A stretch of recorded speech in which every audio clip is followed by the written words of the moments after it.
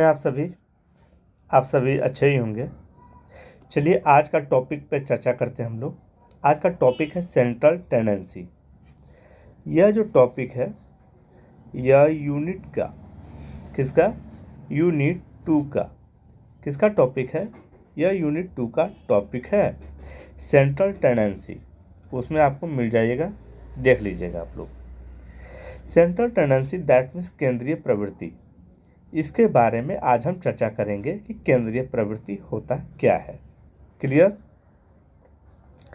केंद्रीय प्रवृत्ति को जानना अत्यधिक आवश्यक है। केंद्रीय प्रवृत्ति को जानना अत्यधिक आवश्यक है। केंद्रीय प्रवृत्ति क्या होता है। केंद्रीय प्रवृत्ति के माध्यम से हम लोग अपने सब्जेक्ट का कंप्लीट यानी विषय को समझ पाएंगे। इसमें जो बहुलक आता है, जो मीन आता है, जो माध्य आता है, ठीक है, जो मोड आता है, मीन मीडियन मोड, उस तीनों को समझ पाएंगे। इन तीनों को समझने के लिए आपको सेंट्रल टेंडेंसी को जानना अत्यधिक आवश्यक है। इसके बिना हम उसकी पूर्ति नहीं कर सकते हैं। ठीक है, तो मीन मीडियन मोड जो होता है वो सेंट्रल टेंडेंसी के द्वारा होता है। उसको हम लोग अच्छी तरह से समझेंगे।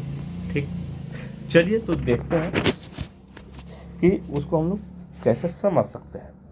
सबसे पहले इस बात को समझिए कि सेंट्रल टेंडेंसी आखिर होता क्या है, केंद्रीय प्रवृत्ति आखिर होता क्या है। तो यहाँ पर देखिए दिया हुआ है। उससे पहले आप लोग ये समझिए। चलिए एक छोटा सा मैथ है, आपको जानना चाहिए। एक क्लास है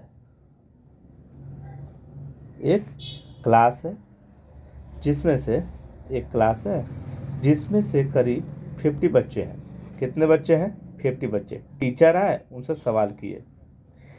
टीचर आने के बाद जब उनसे सवाल कर रहे थे तो 50 में से कोई बच्चे 30 मार्क्स लाए, कोई 80 मार्क्स लाए, कोई 70 मार्क्स लाए, कोई 90 मार्क्स लाए, ठीक है, कोई 85 मार्क्स लाए, ठीक है, कोई 20 मार्क्स लाए। क्लियर। तो ये सब बच्चे ने मार्क्स लाया, 50 मतलब टोटल बच्चे थे। तो हम क्या करेंगे, इसको यानी जितने बच्चे मार्क्स लाए हैं उन टोटल को ऐड करके, क्या करके, ऐड करके, अगर सिंपल लैंग्वेज में समझाया जाए तो मानते हैं क्या कि एक क्लास में 5 बच्चे हैं, ठीक, जिसमें किसी का मार्क्स 3 है, किसी का मार्क्स 4 है, किसी का मार्क्स 5 है, किसी का मार्क्स 6 है, किसी का मार्क्स 10 है या 7 है। इस तरह करके तो 4 और 3 कितना हो गया 7, और यहाँ 11, तो और ये हो गया 7, यानी 7 7 14 और 11 मिलके कितना हो गया 25। यानी सबको हम ऐड कर देते हैं। क्या कर देते हैं? ऐड। तो आ जाता है 25। अब 25 तो 1 2 3 4 5 सब मिला के कितना डिजिट है? 5। तो 5 से हम इसको क्या कर दिए? डिवाइड कर दिए। यानी जितने बच्चे क्लास में हैं सबको हम जोड़ दिए। क्या कर दिए? जोड़ दिए, जितना लाया। अब एक टीचर है, अब पूरे क्लास में जितने बच्चे हैं आप कहिएगा क्या कि सभी का मान याद रखिए, तो संभव है क्या? नहीं। तो ये मैथ आपको बनाने के लिए नहीं कर रहे हैं, समझने के लिए है। ठीक है, सिर्फ समझिए, ऐसा नहीं कि मैथ हम शुरू कर दिए। तो जितने बच्चे हैं यहाँ पर उन सब का परसेंटेज को जोड़ के और जितना बच्चे हैं उसे डिवाइड कर देंगे तो आंसर कितना आता है? इसका आंसर आ जाता है इसका 5। कितना आंसर आ जाता है इसका? 5। ये जो 5 आया तो इसको हम बोल सकते हैं कि ये रेशियो है। क्या है? रेशियो है, यानी केंद्रीय प्रवृत्ति है।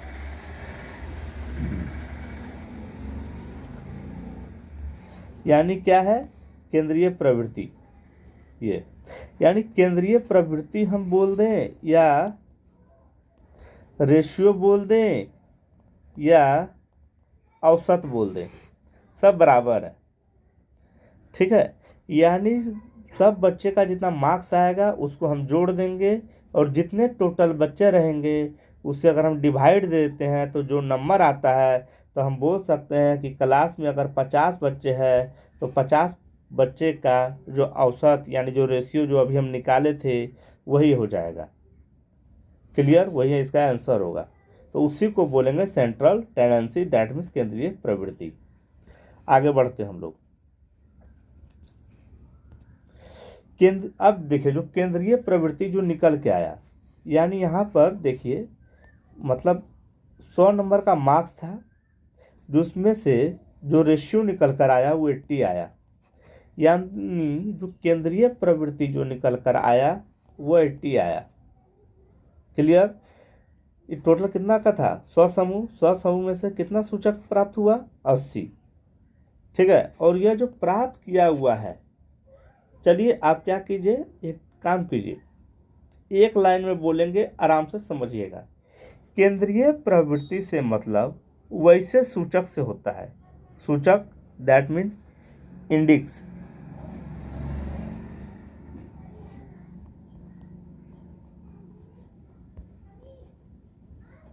ठीक है, केंद्रीय प्रवृत्ति दैट मीन्स इंडेक्स, ये जो सूचक दिया हुआ है उसके बारे में हम चर्चा किया अभी। तो वैसे सूचक से है, वैसे सूचक से होता है जो किसी समूह के प्राप्तांकों का प्रतिनिधित्व करता है। इसका जो प्राप्तांक प्राप्त हुआ है, इसका जो प्राप्तांक प्राप्त हुआ है उसका ये प्रतिनिधित्व कर रहा है। हम ही नहीं बोलेंगे कि एक बच्चा 70 लाया था, एक बच्चा 90 लाया था, नहीं, एक बोलेंगे लगभग में बच्चा 80 लाया था मार्क्स, ये बोलेंगे। 90 वाला को 90 न बोल के, 70 वाला को 70 न बोल के बोलेंगे क्लास में बच्चा लगभग में 80 मार्क्स लाया था, ये बोलेंगे। उसी को कहते हैं केंद्रीय प्रवृत्ति। तो यह क्या करता है, यह जो है ये प्रतिनिधित्व करता है। पहला नंबर क्या करता है, ये प्रतिनिधित्व करता है। यह जो केंद्रीय निकला, ठीक है, यानी जो औसत प्राप्त हुआ ये प्रतिनिधित्व करता है। ठीक, इसके बाद ये जो सूचक है, ये जितना मार्क्स का था उसमें से लगभग में कितना मार्क्स लाया बच्चा, कितना प्राप्तांक लाया बच्चा, उसका यह केंद्रीय मान भी बताता है। इस सूचक को औसत भी कहा जाता है। क्या कहा जाता है, औसत। इसको निष्पादन भी कहा जाता है, क्योंकि परफॉर्मेंस यही ना प्राप्त हुआ हम लोग को। 80, कोई बच्चा 90 लाया, कोई बच्चा 70 लाया और कोई 60 भी लाया, सब मिला के हम जोड़ के आज जब टोटल बच्चा से जब डिवाइड कर दिए उसको जितना परसेंटेज लाया तो उसको बोलते हैं औसत। तो ये क्या करता है, तभी है ना वो प्रतिनिधित्व कर रहा है सबका। ठीक है, इसके बाद इसमें समूह का, यानी पूरे जो समूह होता है उसमें इसका अंश छुपा रहता है। ये जो पूरा समूह है, इस समूह का जो हम लोग रेशियो निकाले, जो औसत निकाले, वो तो क्या होता है, इस पूरा समूह का इसमें अंश छुपा रहता है इसमें। ठीक है, ये देखिए मेरा चैनल का नाम है साइकोलॉजी वर्ल्ड बाय एम के सर। जब भी टाइप कीजिएगा गूगल में आपको मिल जाएगा। अगर आपका सब्जेक्ट साइकोलॉजी से संबंधित है, ओनली साइकोलॉजी, चाहे आप कुछ भी कर रहे हैं, बीएड कर रहे हैं, नेट कर रहे हैं, पीएचडी कर रहे हैं, रिसर्च कर रहे हैं, कुछ भी कर रहे हैं, आपका सब्जेक्ट अगर साइकोलॉजी इंक्लूड है, इंटर, ग्रेजुएशन, एमए, आप कुछ भी कर रहे हैं, आपका सब्जेक्ट अगर साइकोलॉजी इंक्लूड है, तो मेरे चैनल को आप सब्सक्राइब कर सकते हैं, क्योंकि इसमें सारे जब हम डालेंगे यूसी नेट का जो मेरा सिलेबस है, जब उसको सारा डाल देंगे तो आपका चैप्टर उसमें मिल जाएगा।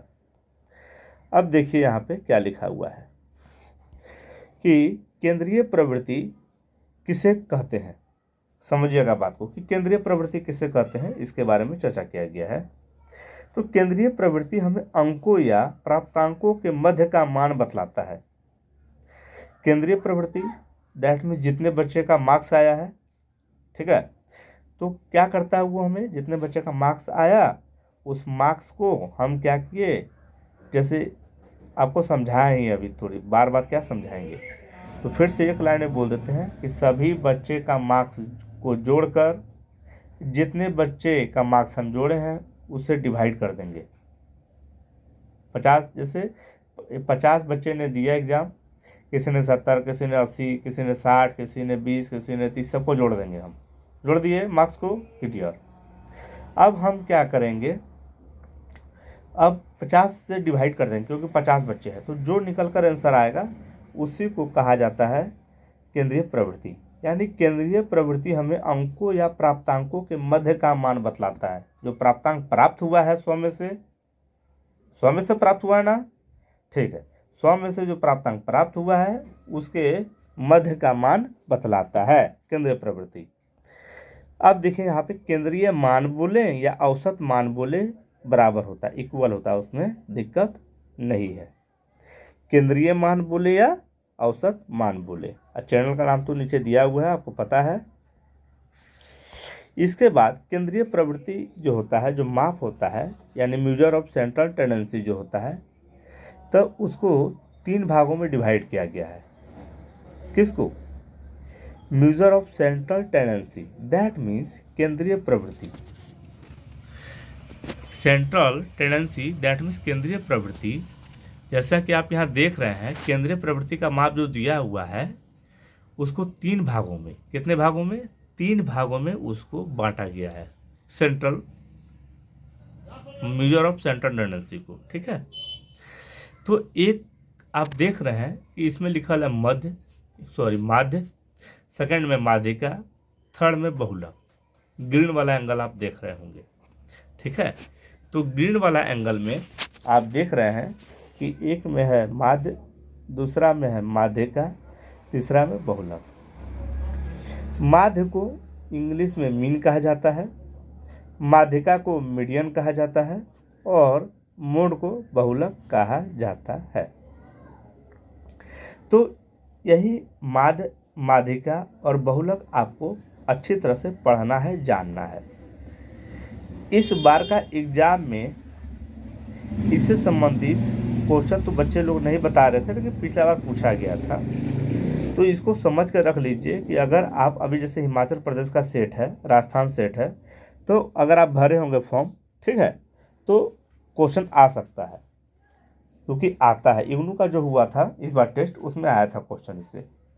तो आप पढ़ेंगे केंद्रीय प्रवृत्ति के माप के बारे में। तो केंद्रीय प्रवृत्ति की जो माप है वो कितनी होती है? 3 होती है, माध्य, माध्यिका और बहुलक। तो मीन, मीडियन, मोड, इसी के बारे में हम लोग जिक्र करेंगे। क्लियर? तो यहाँ पर केंद्रीय प्रवृत्ति की जो माप है, यानी मेजर ऑफ सेंट्रल टेंडेंसी जो है, ठीक है, यानी माध्यिका और बहुलक है, ये तीनों से क्या प्राप्त होता है? तो सरसरी विवरण, दैट मीन्स सुमरी डिस्क्रिप्शन। सुमरी डिस्क्रिप्शन को आप इस प्रकार से समझ सकते हैं। इस डिस्क्रिप्शन को, दैट मीन्स इस माप को आप कैसे समझ सकते हैं? तो ये देखिए, केंद्रीय प्रवृत्ति के माप को, यानी माध्यिका और बहुलक तीनों से जो आपको आंसर प्राप्त होता है उसके बारे में जिक्र यहाँ किया जा रहा है। इससे सरसरी विवरण प्राप्त चलता है, यानी लगभग में आपको पता चलता है, प्योर कंफर्मेशन पता नहीं चलता है आपको। इसका जो आंसर आता है माध्य से या माध्यिका से या बहुलक से, जो आंसर की जो प्राप्ति होती है उससे हमें सरसरी विवरण, दैट मीन्स समरी डिस्क्रिप्शन का पता चलता है। ठीक है, समझ में आ गया आपको? मतलब लगभग में आपको पता चलता है। क्लियर? और देखिए नीचे में क्या दिया हुआ है, वास्तविक स्थिति का पता नहीं चलता है इससे, मीन, मीडियन, मोड से, माध्य, माध्यिका, बहुलक से वास्तविक रूप में जो होता है उसका पता नहीं चलता है। ठीक है, अब हम लोग देखेंगे माध्य के बारे में। पहले था माध्य, माध्य को ही मीन कहा जाता है। क्लियर? माध्य को ही मीन कहा जाता है। तो माध्य का जो सिंबल होता है वो होता है एक्स बार, यानी ये हो गया एक्स और ऊपर में अगर हम लाइन खींचे हैं तो वो हो गया एक्स बार, एक्स बार, यानी माध्य का सिंबल क्या हो गया? एक्स बार। क्लियर हो गया? ठीक है। अब देखिए ये जो माध्य है, ये जो माध्य है, इस माध्य को 3 भागों में बांटा गया। कितने भागों में? 3 भागों में। तो पहला है ज्यामिति माध्य। कौन मिति? ज्यामिति माध्य, यानी ज्योमेट्रिक मीन, पहला। सेकंड नंबर में है हरात्मक माध्य। कौन माध्य? हरात्मक, जिसको कहा जाता है हार्मोनिक मीन। और थर्ड नंबर में जो होता है, कौन नंबर में, थर्ड नंबर में जो होता है वो होता है अंक गणितीय माध्य, दैट मीन्स अर्थमेटिक मीन। ठीक है, तो यहाँ पर देखेंगे कि माध्य को देखिए, सबसे पहला नंबर कि केंद्रीय प्रवृत्ति जो होती है उसको 3 भागों में बांटा गया। 3 भागों में से पहला था माध्य। अब माध्य को भी 3 भागों में बांटा गया है, जिसमें है पहला है ज्यामितीय माध्य, दूसरा है हरात्मक दैट मीन्स हार्मोनिक मीन, और थर्ड नंबर में है अंक गणितीय माध्य that means arithmetic mean. Clear. तो यहाँ पे देखिए, देखने वाली बात है, ये जो ज्योमेट्रिक होता है ये हम लोग मैथ में पढ़ते हैं, जो जनरल स्कूल में जो पढ़ाया जाता है ज्योमेट्री। ठीक है, और हरात्मक माध्य दैट मीन्स हार्मोनिक भी जो है वो मैथ में बनाया जाता है खासकर, लेकिन मनोविज्ञान में खासकर विशेषकर स्पेसिफिक रूप से, विशिष्ट रूप से अंक गणितीय माध्य का हम लोग उपयोग करते हैं। किसका, अंक गणितीय माध्य का। किसका उपयोग करते हैं हम लोग, अंक गणितीय माध्य का। और एक और चीज़ हम बताना चाहते हैं कि इन सब से भी जो देखिए आता है आंसर, जो आंसर आता है वो क्या होता है, सुमेरी डिस्क्रिप्शन होता है। कौन डिस्क्रिप्शन, सुमरी डिस्क्रिप्शन, दैट मीन्स लगभग में बताया जाता है सरसरी निगाहों से, जिसको हम लोग बोलते हैं सरसरी एक बार देख के बता दो कितना आम होगा लगभग एक टोकरी में, तो सरसरी विवरण बताया जाता है। ठीक है, तो इसमें से हम लोग जो है अंक गणितीय माध्य पर ध्यान देंगे। क्यों, क्योंकि बाकी दोनों का जो माध्य है वो किसके लिए है, मैथ में जो बच्चे पढ़ते हैं उनके लिए है। तो अंक गणितीय माध्य का विशेष रूप से यूज किया जाता है, इसी से क्वेश्चन यूसी नेट के एग्जाम में पूछा जाता है, इसीलिए अंक गणितीय माध्य पर हम लोग ध्यान देंगे। तो अंक गणितीय माध्य क्या होता है, देखिए यहाँ पे प्राप्तांकों के लिखा हुआ है, यहाँ पर ध्यान दीजिएगा, पढ़ रहा है। प्राप्तांकों के योग को, जो प्राप्तांक प्राप्त होता है सभी बच्चों का, ठीक है, उसकी संख्या से विभाजित करने पर जो भागफल आता है उसे अंक गणितीय माध्य कहा जाता है। न समझ में आया, समझ में आया, फिर से रिपीट। प्राप्तांकों के योग को अगर नहीं भी समझ में आया तो भी कोई बात नहीं है, हम हैं अभी। प्राप्तांकों के योग को उसकी संख्या से विभाजित करने पर जो भागफल आता है उसे अंक गणितीय माध्य कहा जाता है। अभी देखिए भागफल किसको कहते हैं, यानी जो आंसर आता है, सब चलिए उसको समझते हैं। हाँ, तो अभी हम बता रहे थे कि प्राप्तांकों के योग को उसकी संख्या से विभाजित करने पर जो भागफल आता है उसे अंक गणितीय माध्य कहते हैं। क्लियर। अब देखिए यहाँ पर एक बच्चा टेस्ट दिया तो लाया 30 मार्क्स, ये बच्चा लाया 40 मार्क्स, ये बच्चा लाया 50 मार्क्स। बच्चे की संख्या क्या हो गई, 1 2 3, बच्चे की संख्या क्या हो गई 3 बच्चा है, तो एक बच्चा लाया 30, एक बच्चा लाया 40, एक बच्चा लाया 50। टोटल मार्क्स 50-50 का था। टोटल मार्क्स कितना कितना का था, 50-50। इसको लाना चाहिए टोटल 150। ठीक है, टोटल कितना मार्क्स लाना चाहिए उसको, 150, लेकिन 150 मार्क्स उसने नहीं लाया। लाया क्या, नहीं लाया 150 मार्क्स। तो लाया कितना, 120 मार्क्स लाया। कितना मार्क्स लाया, 120 मार्क्स। 120 मार्क्स जो आया 30 40 50 करके, तो वो हो गया, यहाँ पे हम लिख दिए और डिवाइड कर दिए 3 से। अब बोलेगा सर 3 से हमने क्यों डिवाइड किया, क्योंकि ये 3 बच्चा है यहाँ पे। अगर 4 बच्चा रहता तो 4 को का मान हम यहाँ जोड़ लेते, जितना आता तब उसको 4 से हम डिवाइड करते। अगर 100 बच्चा रहता तो 100 का इस तरह जितना आता सबको जोड़ लेते और 100 से डिवाइड करते। तो यहाँ 3 बच्चा है तो 3 से डिवाइड किए तो आ गया कितना भागफल, 40। बस यही 40 क्या कहा जाता है, अंक गणितीय माध्य, इसी को कहा जाता है, यही 40 को अंक गणितीय माध्य। यानी प्राप्तांकों के योग को जो प्राप्त हुआ था तीनों बच्चा को, उसको हम जोड़ लिए, बोलिए हाँ। फिर जोड़ने के बाद जो संख्या आया, ठीक है, जोड़ने के बाद मतलब जोड़ लिए, जोड़ने के बाद 1 2 3, तो उसकी संख्या से, तीनों का संख्या से, तीनों का संख्या से क्या कर दिए हम, विभाजित। विभाजित करने पर 40 क्या आया था, 40 क्या आया था, भागफल। उसे ही अंकगणितीय माध्य कहा जाता है, अंकगणितीय माध्य। अब अंकगणितीय माध्य आप तो जान ही गए कि अंकगणितीय माध्य को क्या कहा जाता है, तो देख लीजिए, अर्थमेटिक कहा जाता है, अर्थमेटिक मीन। क्लियर, अंकगणितीय माध्य, ये वाला क्लियर हुआ कॉन्सेप्ट। अब देखिए, अब केंद्रीय प्रवृत्ति का सेकेंड वाला जो भाग था वो था माध्यिका। क्या था, माध्यिका। तो माध्यिका के बारे में अब लोग पढ़ेंगे। तो माध्यिका के बारे में ध्यान दीजिएगा कि माध्यिका के बारे में, वर्ट के बारे में, निडट के बारे में तथा अहमान। तो वर्ट, निडट और अहमान, इन तीनों ने माध्यिका के बारे में चर्चा किया है, यानी बताया है, यानी परिभाषा दिया है। ठीक है, समझ गए होंगे आप लोग। यानी माध्यिका के बारे में किसने किसने बताया, तो वर्ट, निडट और अहमान ने। क्लियर है।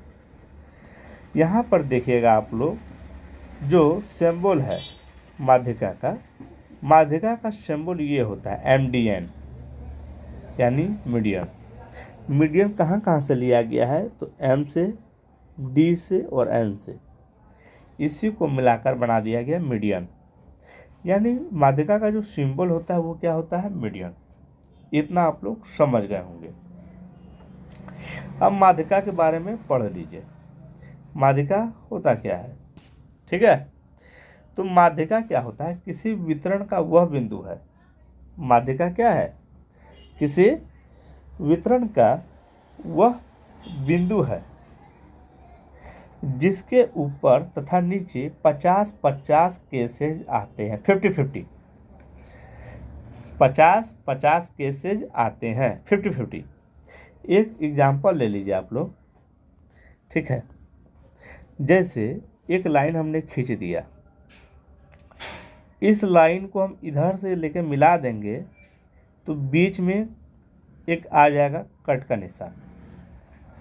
ठीक है, सपोज दैट यहाँ से यहाँ 10 मीटर है, यहाँ से यहाँ, तो यहाँ से यहाँ तक की दूरी कितनी होगी, लगभग में 5 मीटर होगी ना। तो 5 मीटर में जो रहेगा, 5 मीटर में जो रहेगा उसी को हम बोलेंगे, क्या बोलेंगे, उसी को बोलेंगे हम लोग मीडियन, यानी माध्यिका। ठीक है, यानी 50 के इधर और 50 के इधर। क्लियर। चलिए थोड़ा इसको कॉन्सेप्ट के द्वारा भी समझ लीजिए। जैसे यहाँ देख लीजिए, यहाँ पर 5 लड़के हैं, एक 25 नंबर वाले, एक 30 नंबर, एक 35, एक 15, एक 20। क्लियर। कितने बच्चे हैं, 5। तो इसको हम ना क्या किए, असेंडिंग ऑर्डर से सजा दिए। देखिए यहाँ पे, इसको असेंडिंग ऑर्डर, इसको डिसेंडिंग ऑर्डर। असेंडिंग और डिसेंडिंग क्या होता है समझिए। एक होता है अवरोही क्रम, एक होता है आरोही क्रम।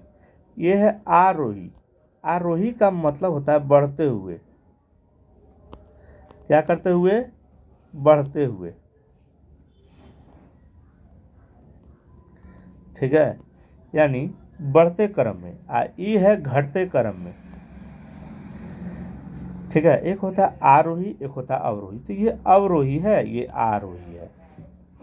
तो इस संख्या को सिर्फ हम सजाए हैं और कुछ नहीं किए हैं। इस संख्या को हम क्या किए हैं, सजाए हैं। तो टोटल संख्या हो गई 5। तो 5 संख्या हो गई, तो हम क्या किए, इधर का 2 संख्या और इधर का 2 संख्या लिए। तो देखते हैं दोनों के बीच में 25 आता है। क्या आता है, 25। इसी को कहा जाता है माध्यिका, यानी MDN, मीडियन। ठीक है, यहाँ भी देखिए, अब इसको नियम क्या है कि अवरोही में सजाइए या आरोही में सजाइए या अवरोही में सजाइए। असेंडिंग में सजाइए या डिसेंडिंग में सजाइए, पहले सजाइए इसको, पहले आप रीअरेंज कीजिए पहले इसको। अगर आप इसको रीअरेंज कर लेते हैं, चाहे जनसंख्या कितना भी होगी, तो बीच में जो आएगा वही हो जाएगा, बीच में जो आएगा वही हो जाएगा इसका मीडियन। कभी कभी परिस्थिति क्या होगी, कभी कभी परिस्थिति क्या होगी, जैसे देख लेते हैं वो, जैसे है ना, हम क्या किए, 4 संख्या दिए, 10, 15, 20, तो कितना हो गया, 20 और 10 30, 30 और फिर यहाँ दे दिया को 15, क्लियर। अभी हुआ 45। अब इसको क्या करेंगे हम, यहाँ देखिए माफ़ कीजिएगा, यहाँ पे हमको प्लस का सिंबल नहीं देना चाहिए था, यानी चलिए 15 लिए, 20 लिए, 25 लिए, 30 लिए,